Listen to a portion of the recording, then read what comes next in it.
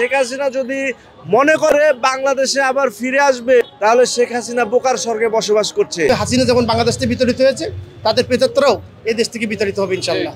একটি ফেসিবাদী শাসকের পতনের পরপর আমাদের পার্শ্ববর্তী প্রতিবেশী রাষ্ট্রটি যেভাবে রিয়েক্ট করছে, তা থেকেই বোঝা যাচ্ছে যে এই পতিত ফেসিস্ট সরকার তাদেরকে কতটা সার্ভিস দিয়েছে।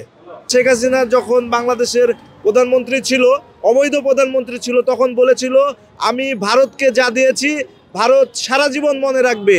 তার মানে কি, প্রধানমন্ত্রী থাকা অবস্থায় ভারতকে সে অনেক কিছু দিয়েছে এবং বাংলাদেশের জনগণ থেকে সে প্রত্যাখ্যিত হওয়ার পরে সে আরও বেশি ষড়যন্ত্রে লিপ্ত হচ্ছে এবং ভারতে বসে বাংলাদেশের সার্বভৌমত্বের বিরুদ্ধে ষড়যন্ত্র করছে।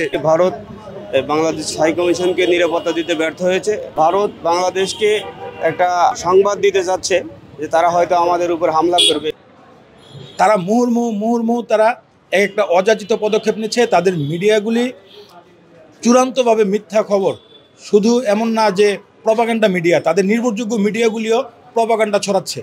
একটি স্বাধীন সার্বভৌম দেশের জাতীয় পতাকাকে অবমাননা করলো এবং এটা আমাদের স্বাধীনতা সার্বভৌমত্বের জন্য চরমভাবে ক্ষতিকর। আমাদের চেয়ারম্যান মহোদয় বলেছেন যে আমরা কোনো ধরনের উস্কানিতে পা দিব না, কিন্তু আমাদের স্বার্থ আমরা এক চুলও কাউকে ছাড় দিব না।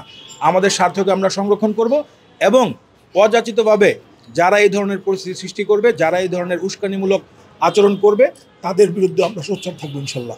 গেলেও ফ্যাসিস্টদের প্রেতাত্মারা বাংলাদেশে এখনও অবস্থান করছে। সরকারের সর্বোচ্চ মহল থেকে সকল সেক্টরে এখনও কিন্তু গত 15 বছর ফ্যাসিস্টদের যে রাষ্ট্রযন্ত্রের যে সকল কর্মকর্তা প্রশাসনের নিয়োগ আছে, তারা তাদেরও ইন্ধন এখানে আছে এবং ফ্যাসিস্টদের প্রচুর অর্থায়ন আছে।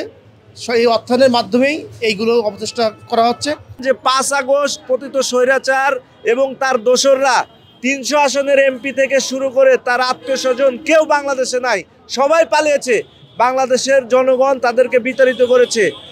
800 বছর আগে রাজা লক্ষণ সেন বাংলাদেশ থেকে পালিয়েছিল এবং 800 বছর পরে শেখ হাসিনা পালিয়েছে। শেখ হাসিনা যদি মনে করে সে ষড়যন্ত্র করে বাংলাদেশে আবার ফিরে আসবে বা বাংলাদেশের জনগণের অধিকারকে খর্ব করবে, তাহলে শেখ হাসিনা বোকার স্বর্গে বসবাস করছে। সম্পর্ক তো হতে পারে না যে আমি শুধু দিয়ে যাব, আমরা শুধু দিয়ে যাব আর তারা শুধু নিয়ে যাবে, এটা তো হতে পারে না।